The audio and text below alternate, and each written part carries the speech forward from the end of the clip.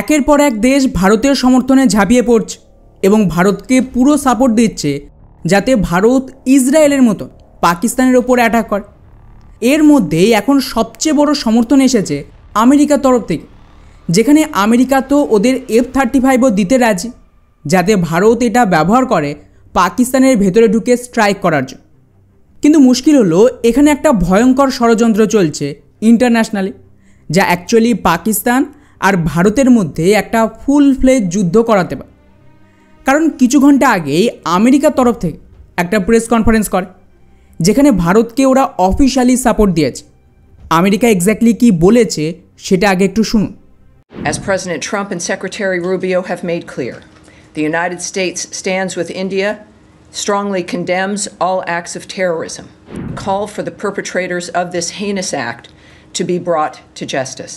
তো শুনলেন, আমেরিকার দাবি ওরা ভারতের সাথে দাঁড়িয়ে রয়েছে আর আমাদের পুরো সমর্থন রয়েছে ভারত সরকার। আর যারা এই টেরর অ্যাটাক করিয়েছে তাদের বিরুদ্ধেও যা অ্যাকশান নেওয়া হবে তাতে আমেরিকা সাপোর্ট দেবে। আর এই স্টেটমেন্টটা এসেছে গতকাল প্রধানমন্ত্রী মোদির একটা বয়ানের পর, যেখানে প্রধানমন্ত্রী প্রথমবার ইংলিশে একটা স্টেটমেন্ট দিয়েছিল যে ভারত শুধুমাত্র আতঙ্কবাদী নয়, এর পেছনে যারা আসল ষড়যন্ত্র করেছে তাদের বিরুদ্ধেও অ্যাকশান নেবে। আর আমি সাথে সাথেই পোস্ট করেছিলাম কমিউনিটিতে যে প্রধানমন্ত্রী প্রথমবার ইংলিশে বয়ান দিয়েছে, তাও বিহারের জনগণের সামনে দাঁড়িয়ে। তার মানে এটা কিন্তু পাকিস্তান বা ভারতীয়দের জন্য ছিল না, এটা ছিল আমেরিকার জন্য। কারণ এই পুরো অ্যাটাক যেটা কাশ্মীরে হয়েছে তার মাস্টার মাইন্ড অ্যাকচুয়ালি আমেরিকা। আর এটা তো পাকিস্তান নিজেই স্বীকার করেছে আজ সকালের দিকে পাকিস্তানের ডিফেন্স মিনিস্টার অস্ট্রেলিয়ার মিডিয়াকে একটা ইন্টারভিউ দেয়। অসাধারণ ইন্টারভিউ, কারণ যেভাবে অস্ট্রেলিয়ার জার্নালিস্ট পাকিস্তানকে ধুয়েছে সেটা কিন্তু দেখার মতন ছিল। আমি রিকমেন্ড করব ইন্টারভিউটা অবশ্যই দেখবে। কিন্তু ইন্টারেস্টিং বিষয় হলো এই ইন্টারভিউর দৌড় যখন পাকিস্তানের মিনিস্টারকে প্রশ্ন করা যে আমেরিকাও তো বলছে পাকিস্তানের লম্বা ইতিহাস আছে এই আতঙ্কবাদীদের সাপোর্ট দেওয়ার, তখন পাকিস্তানের ডিফেন্স মিনিস্টার কি বলে সেটা শুধু শুনুন, তাহলেই আপনারা নিজেরাই পুরো গেমটা বুঝতে পারবেন। You do admit, sir, that Pakistan has had a long history of backing and supporting and training and funding these terrorist organizations.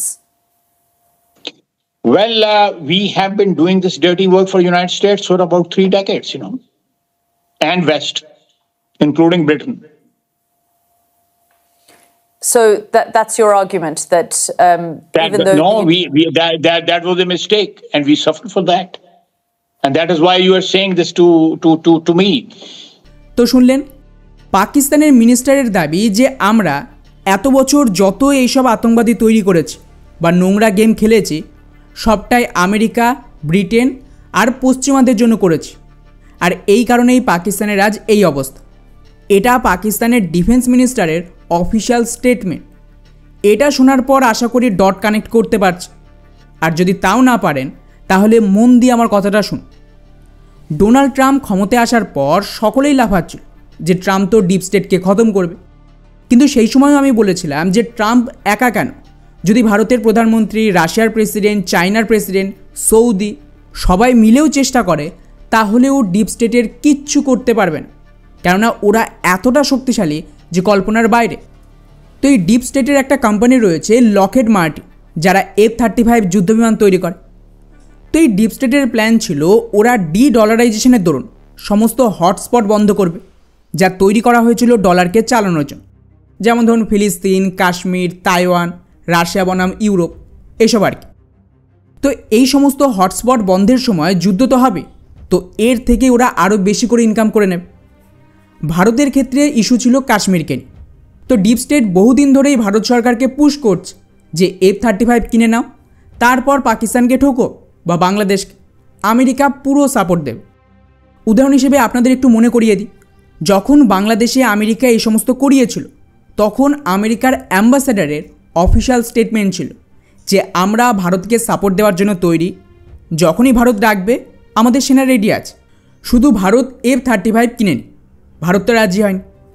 আর যেরকম আমি বহুবার প্রেডিকশান দিয়েছিলাম যে বাংলাদেশ অথবা পাকিস্তান কোনো তরফ থেকে একটা বড় টেরর অ্যাটাক ডিপ স্টেটের কাছে শেষ অপশান যদি ভারত ওদের কথা না মানে, তো সেটাই হলো। এবং খেয়াল করেন ট্রাম্প জেতার সাথে সাথেই এর প্ল্যান কিন্তু রেডি হয়।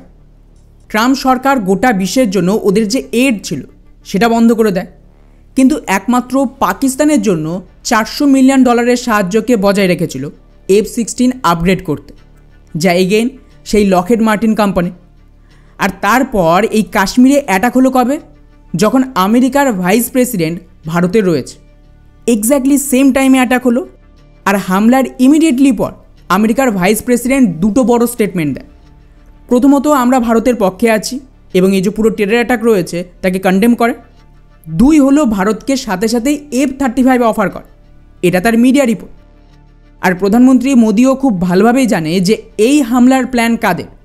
এই জন্যই আমেরিকার ডিপ স্টেটকে এবং হাতিয়ার কোম্পানিকে মেসেজ দিতে বিহারে দাঁড়িয়ে উনি কিন্তু ইংলিশে স্টেটমেন্টটা দিয়েছিল, যার অ্যাকচুয়াল সিগন্যাল এটাই ছিল যে পাকিস্তানকে তো আমরা ঠুকবই, কিন্তু F-35ও কিনবো না।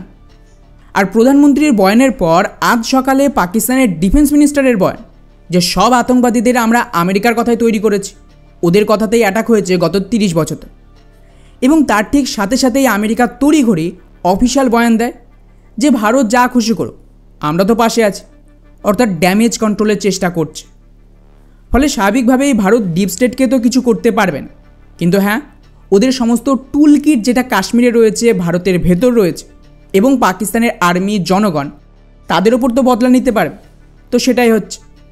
ফলে আশা করি এই যে পুরো অ্যাটাক হয়েছে কাশ্মীরে, এর পেছনের আসল রহস্য বুঝতে পেরেছে যে কতটা নোংরা খেলা চলছে আর কেন আমেরিকা কন্টিনিউয়াসলি F-35 অফার করছে এই লড়াইয়ের মাঝখানে।